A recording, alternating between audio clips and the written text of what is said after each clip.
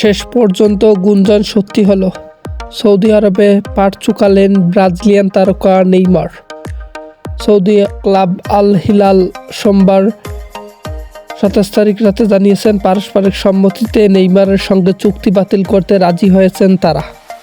নিজেদের official x হ্যান্ডলে Al Hilal সোমবার রাতে নিশ্চিত করেছে নেইমারের সঙ্গে তাদের সম্পর্ক শেষ হওয়ার কথা। সৌদি ক্লাবটি লিখেছেন, পারস্পরিক সম্মতির ভিত্তিতে নেইমারের সঙ্গে চুক্তি বাতিল করতে আল হিলাল রাজি হয়েছে। আল হিলালের জার্সিতে তিনি যা করেছেন সেজন্য তাকে ধন্যবাদ, তার জন্য আমাদের শুভকামনা।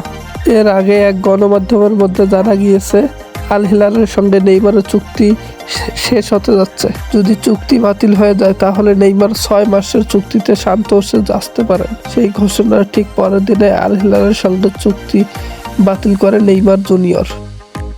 ফুটবলের নতুন নতুন খবরাখবর পেতে পেজটি সাবস্ক্রাইব করতে ভুলবেন না। সবাইকে ধন্যবাদ।